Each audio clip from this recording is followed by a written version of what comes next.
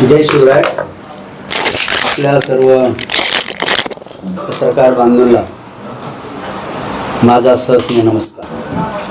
त्याचप्रमाणे सर्व शेतकरी बांधवांना सुद्धा माझा प्रेमाचा नमस्कार. काल जी पत्रकार परिषद सभापती महोदयांनी घेतली आणि सर्व आपण प्रश्न मला प्रश्न विचारणार की त्यांच्या घरी गेले होते काय, तो प्रश्न त्यांनी मांडला. त्यांनी शपथ घेतली. पण मी सभापती महोदयांना सांगू इच्छितो की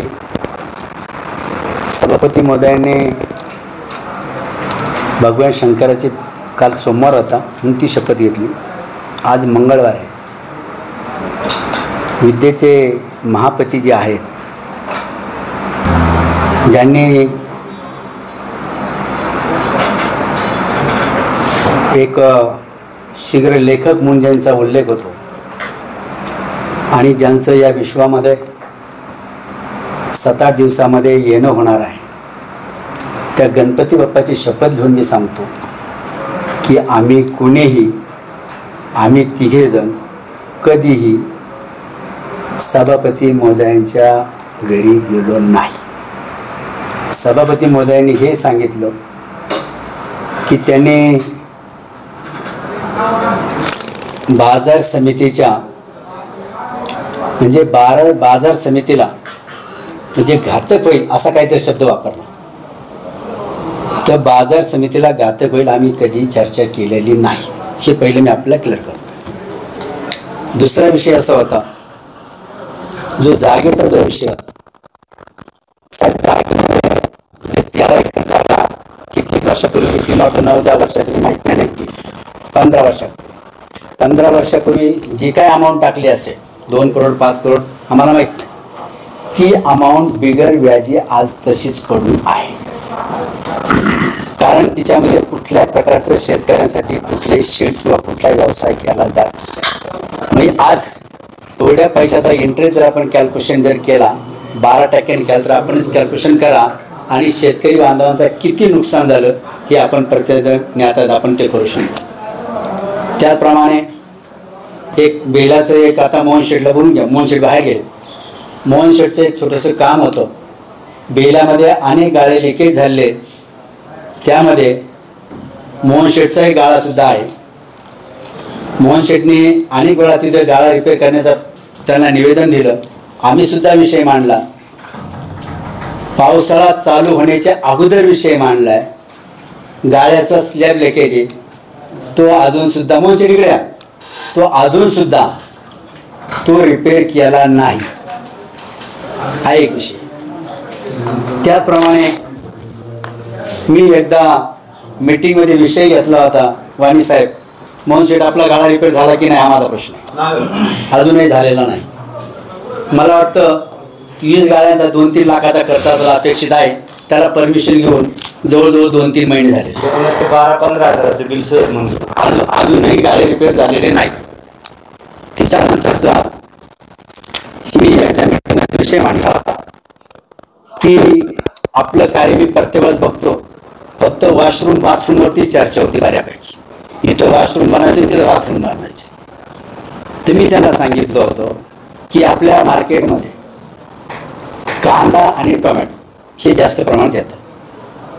ते एका ठराविक किमतीच्या खाली जर भाव जात असेल आणि तो शेतकऱ्यांना परवडत जर नसेल तर अशा वेळेस मार्केट कमिटीनं खरेदी करून त्याच्या प्रोसेसिंग युनिटबद्दल काहीतरी चर्चा करा.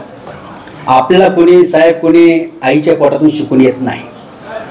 हिच्यावरती 1-2 चांगले ऑफिसर नेमा, त्यांना चांगला पगार द्या. त्यांनी या प्रोसेसिंग युनिटचा अभ्यास करा. त्याला खर्च किती आहे, त्याच्या किंमत इथं किती असेल, त्यांना प्रदेशात जायला खर्च करू द्या, त्यांना तिथं मार्केटिंग करू द्या आणि हा सर्व लेखाजोखा मागून घ्या. आपल्याला परवडते की नाही किंवा आपण जास्तीत जास्त किती भावामध्ये घेऊ शकतो.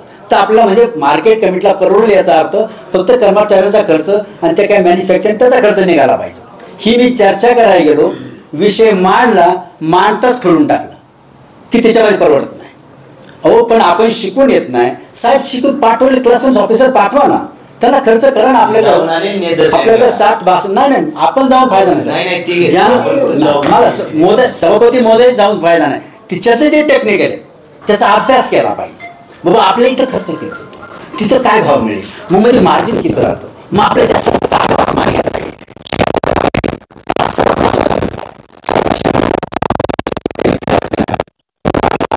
तिच्यावरती परत काय चर्चा केली नाही. तेव्हा मला सभापती मोदयांचे काल जे मी ऐकलं तिच्यामधून मला एवढा सारांश येऊ शकतो की सभापती मोदय चालतात भरपूर पण पोचत कुठंच नाही, बोलतात भरपूर पण करत काहीच नाही. हे कालच्या याच्यावर माझ्या निदर्शनास आले. तेव्हा 21 तारखेला ह्या सर्व गोष्टीचा सोक्षमोक्ष करण्यासाठी, कारण आमचा जो लढा आहे हा लढा शेतकरी बांधवांसाठी, आम्ही सुद्धा शेतकरीच आहोत, एक गरीब शेतकऱ्यातून आलेलो आहोत. तेव्हा या शेतकऱ्यांनी आपल्या विकासासाठी आपण पुढं यायला पाहिजे. आणि 21 तारखेला बहुसंख्येने आपण जर उपस्थित जर झाला तर याला कुठेतरी वाचा फुटेल. तेव्हा माझी सर्व शेतकरी मायबाप जनतेला हात जोडून विनंती आहे की 21 तारखेला सकाळी 10 वाजता आपण जुन्नर येथे छत्रपती शिवाजी महाराजांच्या पुतळ्यापाशी जमायचे आणि ह्या सर्व गोष्टीचा लोकांसाठी तिथं आपण मांडणार आहेत.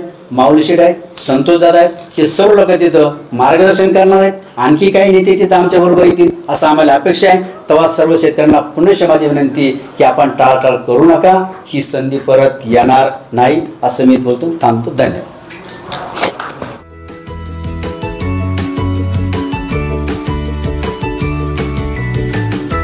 बातम्या शेतीच्या, बातम्या मातीच्या, बातम्या अन्यायाच्या, गुन्हेगारीच्या,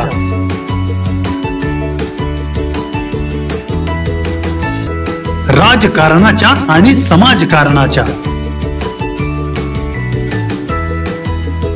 शोषणाविरुद्ध बुलंद आवाज, जनसामान्यांच्या हुंकाराची गाज, सत्कार्याला प्रोत्साहन,